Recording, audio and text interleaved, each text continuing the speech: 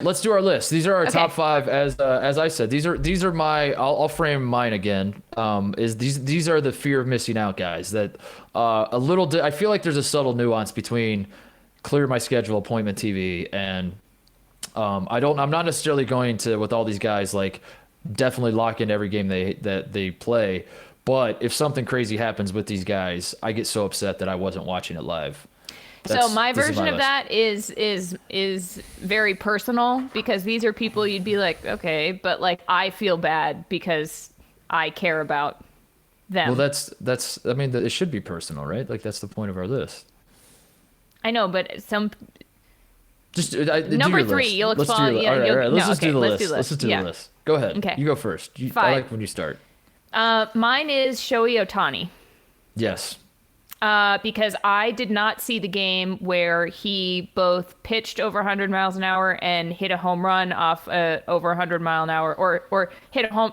There was something with miles per hour that was absurd. And I had to go on Twitter and then I turned the game on, but he had already done the amazing thing. And then later he got hurt or I was like, you idiot. Like, why didn't you watch the thing when he did the amazing thing that everybody else got to see in real time? He did the thing, and I didn't see him do the thing. Yes, and I hated it. I was like, and I love baseball. I believe at the time I was watching him do the thing. It was in the first inning alone that Yes. Shohei Ohtani threw a 100-mile-an-hour pitch in the top of the first inning.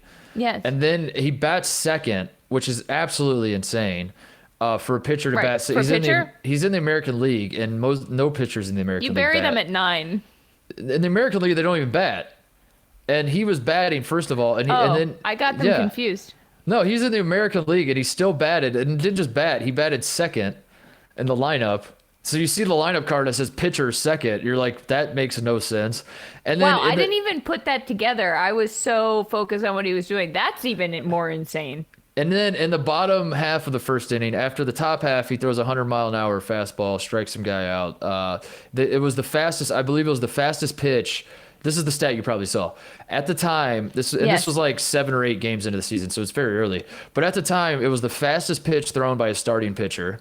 Yes. And then he, in the bottom half of the inning, smashes a 450-foot home run, and it was like the hardest hit ball hit by any hitter so far in the season at that point. Yeah. And all in the same inning, all in the first inning to start out the game. And I missed it. And I felt like such a dummy. And it was like, Yeah. I just kept thinking of when Giselle tweeted, my husband cannot throw and catch the ball at the same time. Yes. I was like, well. And Otani's wife was like, mine can. Yeah, So. yeah. It's like, well, check this guy out. Yeah, so that's my number 5. That's a great pick. My number 5, and I'm not doing a bit. I swear to God, this is actually my number 5. I really thought about this. There's no bit. I'm gonna get out ahead of this and say there's no. Are you sure? I promise there's no bit. Okay. My number 5 is legitimately Aaron Rodgers. Okay, because of who it is, I believe that it's not a bit because he is. I Right. love watching Aaron Rodgers play football. So more so than Patrick Mahomes, even who has become Patrick Mahomes for a lot of people has become the Steph Curry of football. We'll say like that's kind of the comparison people make in terms of like breaking the mold and having the confidence to do things Yeah. that no one would even dare try. But for me, I enjoy watching Aaron Rodgers more than even Patrick Mahomes. When Aaron Rodgers is cooking, because he's more traditional. He plays, and like I played football growing up. I was a quarterback of my high school team, and I say that just to mention that like when I was playing football, That you were the man. I was the man. I was awesome. I had a letter jacket that I wore all the time. I still wear it. That's really cool. I still wear it. Okay. No, when I was playing football, I would obviously watch like the NFL guys, and I would like try to, like I would be inspired by like I would watch Peyton Manning. I'd be like, what does Peyton do on these plays? Like maybe I could pick something up. I could learn something. And so I say that to say that when I watch Aaron Rodgers, I see a man who. That's the only guy. That's like the guy I'm most jealous of. I wish that like if I could be a take me back to my high school days. If I could play football like any quarterback that has ever lived, I would not want to play like Patrick Mahomes. I would in fact rather play like Aaron Rodgers. He is the greatest thrower of a football I have ever seen in my life. It is insane how easy he makes it look, how cool he makes it look. And for that reason, I have him number 5 on my list. Because if I find out that Aaron Rodgers just went off and went nuts. If you see an Aaron Rodgers Hail Mary on Twitter and you didn't see it in real time, you feel So it sucks. It's Sunday Night Football, and I went to bed early, and I wake up the next morning, and I hear about Aaron Rodgers had these like two game-winning drives. Like he goes on a game-winning drive. Yes. He thinks it's for the game, but then the other team scores to win it, and then Aaron Rodgers is like, "No, bitch, I'm gonna do it again," and has another game-winning drive. And I wake up the next morning and miss that whole thing. I am so upset. I am very, very angry at myself. So Aaron Rodgers, number 5 on my list. Okay, that's a great one. I agree with your list so far. My number 4 is Paige Bueckers on UConn, because what she did this season was out of control, and there's someone I'm close to who is obsessed with UConn basketball, and I got really into it. And so it's really fun when you have a player where she became a one-name player. She became Paige. You know, like in women's college basketball, like you didn't have to say her last name. You just did Paige and everybody knew who you were talking about. But then her last name sounds like Buckets, kind of. So then it's like you kind of want to say the last name because it's Paige Buckets. Paige Buckets. But it's Bueckers, which is confusing for the spelling. Right. Took me a little while to figure that out, but we got there. But if I didn't see her play and she, did another insane, put the team on her back again, they had a lot of good players, but she was definitely incredible. And if I saw that she had done something I hated, that I missed it. If you log onto Twitter and you see tweets about her from like 6 hours ago where you're like, okay, it's too late for me to join in, but I want to watch the highlight and join in now. Right. So this year, that was a big one for me. I'll back you up on that because when she was in the Elite Eight, when they were playing Baylor, right? That was the Baylor game. The men's Elite Eight was going on at the exact same time, and it was Loyola versus Oregon. That's right. That was the Sweet 16. Loyola versus Oregon State was going on at the same time. Yeah, that was. I remember because you said you were like, I don't remember, but it was Loyola Oregon State game, and it was a big time woof, and that game sucked. And I saw like people on Twitter were going nuts about the women's game. Yeah. So I was like, the hell with it. Like I know I'm supposed to be covering the men's tournament, but I want to watch Paige Bueckers. And totally. Like you can't not watch it. Yeah. Give me that. So I that's a good pick. I like it. Number 4 for me is Luka Doncic. That's such a good one. He's gotten to that point where I will say like there is a little I had a slight tinge of anti-Luka feeling as he was heading into the NBA because going into the draft, so many people loved this guy and they could not articulate why they loved him. It was just like he was European and they loved the idea of him. But like if you press people on it, you're like, so tell me like what is it about his game that you love? They're like, I don't know, he won EuroLeague MVP. I know that. He was 17 when he did it. Like that's pretty good, right? And I'm like, yeah. You're like, what else? But like, what about his game? And you're like, I don't know. I've never actually watched him play. I'm like, well, then you can't. He's a big white guy. I identify with him. Yeah. I was like, you can't be a fan of the guy if you've never seen him play, can you? And they're like, no, watch, we will be. And that's like kind of how people were. And then he gets traded for Trae Young on draft night. And they get pitted up against each other. And, Luka has like a better rookie year. Trae Young is now balling out, but like people who loved Luka early, you now have to like crap on Trae Young, which feels completely unfair because Trae Young is awesome in his own right. Yeah. Anyway, like I didn't love the way the Luka fan base started. I didn't love the start of it. So in that regard, some small part of me still doesn't love it when Luka goes nuts and people get 10% more excited about Luka than they would if it was any other player doing what Luka's doing. You know what I mean? But having said all that, drives the feeling, though, I think. Sort of. But having said all that, I'll say, in spite of all of that, Charlotte, I still, when the internet is abuzz about Luka Doncic, I feel like I need to have seen what happened. Like the most recent example, he hits a game-winning floater from the 3-point line to beat the Grizzlies last week. I was not watching the game. I saw the highlights like 12 hours after the fact, and I was like, damn it, that would have been nice to be watching that live because that would have blown my mind to see that happen live. So you're picking all the people that I didn't really consider so far, and now that you say it, I'm like, oh, yeah. I'm like, yeah, totally. All right, how about this? I'll create an NFT of my list and sell it to you, and you can have it for yourself. No, I can't afford that. Are you kidding me? I don't have 60 grand. I'm not Trevor Lawrence. Okay, my number 3 is Joe Burrow. Okay. And I am putting this because I think he is I have so much fun watching Joe Burrow play football. Mm-hmm. And I think from that national championship game where he was just electric and he plays so confidently. I don't know that I've ever seen a rookie in any sport step onto the field or the court or whatever and be like, oh yeah, no, I got this. And you believe him. Mm-hmm. And the level, like he has an it factor that I can't quite believe. Like he played on the Bengals. His O-line was a colander. He eventually paid the price for that. You know, he tore up his knee and it seems like he's healing up okay, hopefully. And I was livid at the Bengals the entire time that they had him, that they just kept letting him get hit. You're like a mother watching him. Yeah, it's and you're just like, take care of my son, please. I became like deeply maternal about, like I couldn't watch, but I also couldn't not watch. So I just feel very invested in him as a player. And I also think he's amazing to watch, especially because he's on a bad team, because he does things that players on good teams don't have to do. To overcompensate for the fact that he's not being protected or he's not getting the help that he needs. And so I just every game I want to see what he's got a ultra green light, like you said, because his team sucks, and if we're gonna win this game, I'm gonna have to do some insane stuff. So I'm gonna try to do the insane stuff. And it's not gonna work because I'm a rookie and we suck, but I'm gonna try it anyway. Here we go. But like a few times, it looks like it could. Yeah, looks like it could. And that's really all you can ask for. Yeah, he's awesome. He's the best. His confidence is that was crazy to watch the LSU year, especially just given that he was like, he transferred to LSU because he couldn't get on the field at Ohio State, and I feel like a lot of guys in that situation would not be confident, and I certainly wouldn't be if I was like a bench warmer. I mean, I was literally a bench warmer. That's my brand. I was like, you were, dude. Like if I would have transferred to another team, I could have transferred to a smaller school at some point in my college career and probably got some minutes, but I probably would have like not. I think I was damaged goods. I think like the first 2 years that I'm on the bench, I'm like, I suck. And it's just in my head that I suck.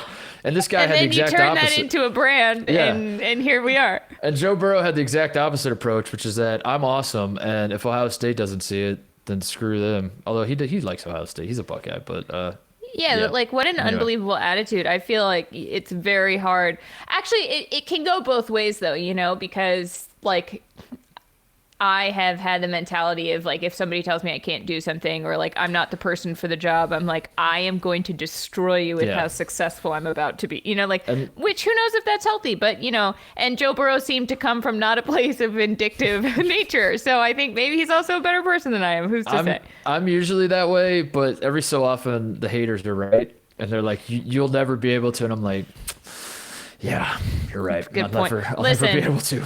So if I were a college athlete, I mean, that one semester of squash, I was like, yeah, it's not for me. The haters are right. So I feel you. I get it. The first time I played squash at Dartmouth, the haters said... Keep me humble. Yeah. Thank you, Mark. Yep.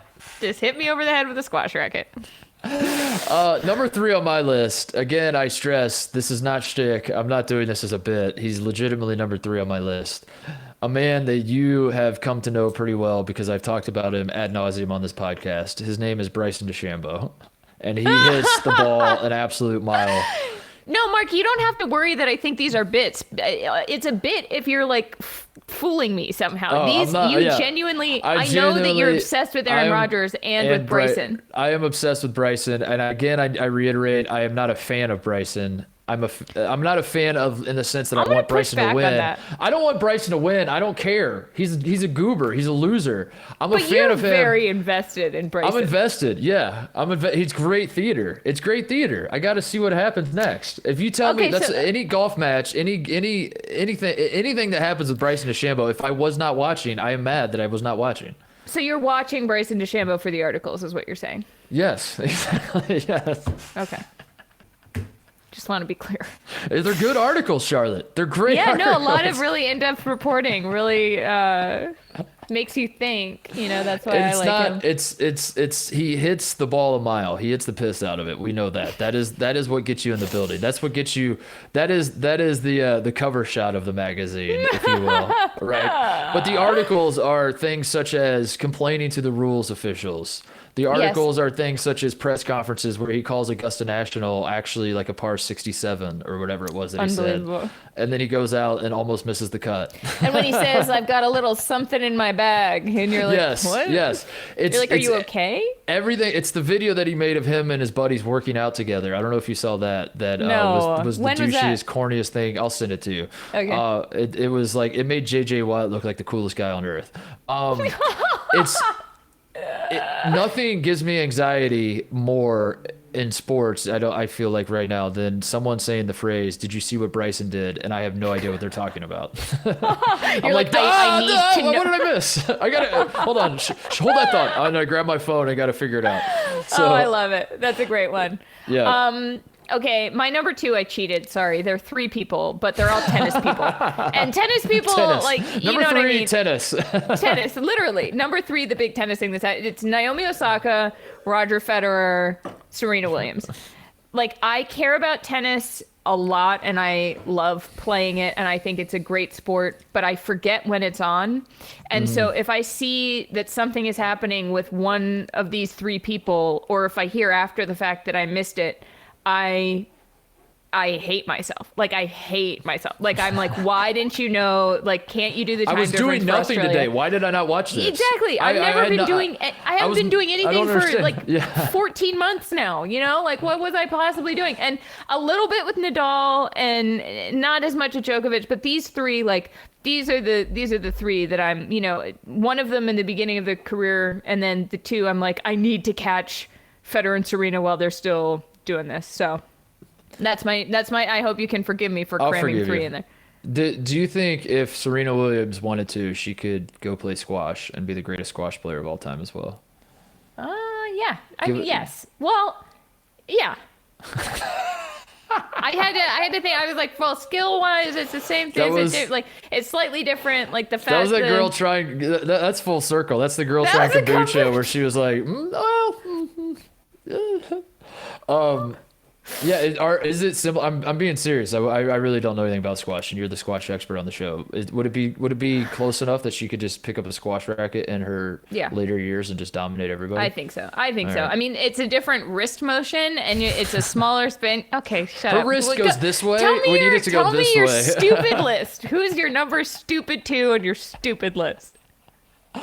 Number 2 on my list is the man himself that inspired the list, Steph Curry. I have nothing else to really say. I mean, we've already talked about him a little bit, but yeah, I'm glad you put him on there. I didn't put him on because I hoped that you would. Yeah, I had to. I didn't really want to because it's like I wanted to use that as a jumping off point to talk about other people, but I mean, I really thought about it and I was like, yeah, Steph belongs on the list. I get that feeling of like, I can't believe I missed this. I can't believe because it isn't the same. When you go watch highlights, it's not the same as watching it live. Watching it live, you have no idea what's going to happen. Highlights, you know what's going to happen. Someone sent you a link that's like, check out this awesome shot. So when you're clicking on it, you're primed to see something awesome. But when you're watching live, right, that's what it is. Right? You just, I was like, why do I? Because the surprise factor is gone. It's the surprise. You have no idea, and and watching it live, you kind of know it's coming. That Steph is going to make, like, if the game's on the line and he's got the ball in his hands, you feel confident that he's going to do something insane. But you don't know. But you don't know. We've seen him not. We saw in Game 7 of the finals in 2016, he had the ball and Kevin Love put the clamps on him and he couldn't score. People forget that. So you never know what's going to happen. So when he does do it, and you were there to witness it, it's pretty awesome. And all I can think when I see stuff like that is, man, I wish I owned that NFT of that shot right there. Oh my God. I love it. All right. Number 1 on my list is the Nets when everyone is healthy. Because I feel like this is something that it hasn't happened. It's happened, 5 or 6 times? But when Harden, Kyrie, and KD are all healthy, I'm watching that. And and people are going to be talking about it. And I'm going to feel like a fool if I didn't watch that. And the discourse that comes out of it is just, number 1, how unstoppable they are. Number 2, how they don't guard anybody. So, like, that's fun, too. And is that going to bite them? And could they beat the Lakers? And would they beat the Lakers? And is it too much personality? And are they going to be able to make it work, even as they're currently making it work? Yeah, and I just saw it work, but will it work? Yes, exactly. Like the storylines that swirl that I want to, that you can't escape, and I don't want to escape. I love it. I love the Nets for their combination of physical prowess and propensity for drama. Like that is everything I've ever wanted, and they give it to us. And so whenever everybody's playing, I'm gonna be watching it. That's a good call, but unfortunately they're not all no going to play. No offense to Patrick. Unfortunately, they're not all of them are going to play together until like Game 3 of the NBA Finals. I think that'll be the first game Mark, they all. You know what? I'll be watching. I think we'll all be locked in. Number one on my list. I hate when this happens, when we have the same guy or gal on our list and we overlap. I really hate this, but at the same time, I love it. I love when we overlap. This is genuine. This was genuinely the top 5 in order, so I'm going to stick with it. My number 1 is Shohei Ohtani. Wow. He's number 1 for me. He is. I thankfully was blessed enough to watch the game live. I believe it was Easter Sunday, because I was in Indianapolis and I was over at my parents' house for Easter. I think that game, the game where Ohtani had the first inning, and I think we just threw the game on. Oh, you know what it was? It was after the women's. Was it after the women's? Was it the Monday night? Yes, it was the Sunday night game. No, Sunday night after the women's title, championship. The title game. That's what it was. Yeah, Sunday night after the women's title game. It was Easter Sunday. And I was at my parents' house for Easter because I was in Indianapolis for the Final Four. And that game came on, and I watched it. And Ohtani has been on the Angels for a couple years now, right? This is his second or third year? Third year, I think. And I remember when he came over to play for LA, and the idea that he's all-star caliber hitter, all-star caliber pitcher. Yeah. And what are they going to make him do? Which team was he going to go to was a big talk, because I'm a Cubs fan, obviously, and as a fan of a team in the National League, I was crossing my fingers that he would want to hit and pitch, and I was like, come to the National League, Shohei. We need you at the Cubs. You can do both. And then he goes to the American League, and I was like, man, that's a bummer, because then early on he was on days he would pitch, he would not hit. And then when he would not pitch, he was a designated hitter. And it was just like, it felt like I wanted to see the whole package, Charlotte. We wanted to see it all at once. And then it all came together on that one special night. It happened. And now I'm hooked to where I have to watch anytime. He just came back, by the way. He had like a finger blister and wasn't pitching. Yeah. And he just came back and threw 4 scoreless innings. But he walks a ton of people. I will say that. But it doesn't matter. He's striking dudes out. He's throwing 100 miles an hour. He's already got 4 home runs in like 14 games. He could conceivably, and this is why I'm locked in on Ohtani. Yes. Go there. He could go there, Mark. conceivably, Go there. Charlotte, in his career, win a Cy Young and win a Silver Slugger award, both, maybe in the same year. And if that happened, let's hit. Is it? That's not.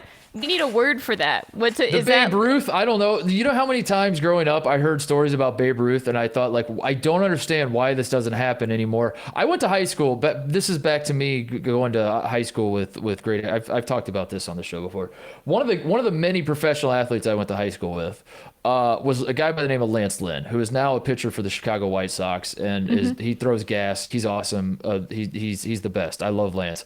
But Lance Lynn was one of the greatest baseball players in the history of the state of Indiana. I watched him his senior year. He was a pitcher, obviously, in high school, was completely unhittable. But he also, when he wasn't pitching, was playing first base. And I watched this man hit, like, he must have averaged 3 home runs a game. It was unbelievable. He mashed the absolute shit out of the ball. Like, I've never seen a guy hit a baseball. And the reason I bring that up is that I have known Lance Lynn from high school, and I've known how great he could have gone to the majors and played first base and hit 40 home runs a year and been awesome. But he decided to be a pitcher. And when Lance Lynn was pitching for the Cardinals and would have to step into the batter's box, it looked like he had never held a baseball bat in his life, and it drove me insane, Charlotte. I just wanted to scream. I wanted to, like, call our mutual friends and be like, what the hell happened to Lance? I don't understand. Like, he should be able to hit the fastballs at least that are just coming right down the pipe. I don't get it. What's going on? And anyway, I say that to say that it's frustrating knowing that some of these pitchers could be great hitters if they just wanted to be. And Shohei Ohtani, bless his heart, said, I want to be that. Yes. He said, Mark Titus, I hear your call. And I want to satisfy you. I'm coming to America, and I'm going to mash home runs, and I'm going to throw the ball 100 miles an hour. And if you do not watch, you are going to regret it. And he's absolutely right. I love it. So I he's love number it. one. There He you go. nailed you. Wow, when did he say that to you? He texted me. It was okay. it was a text, so I'll have to get the timestamp. He didn't actually. Just screenshot that and send it over to me so I can verify your sources. These are good lists. These are fun lists. These were good lists. We did proud well. of us. Yeah, we did I well. love when we do well. Hey pals, thanks for watching the People's Sports Podcast YouTube channel. For more of mine and Mark's very weird rabbit holes, stick around, watch more. You can subscribe, smash that subscribe button. You know you want to. We're going to give you all the weird stuff we possibly can.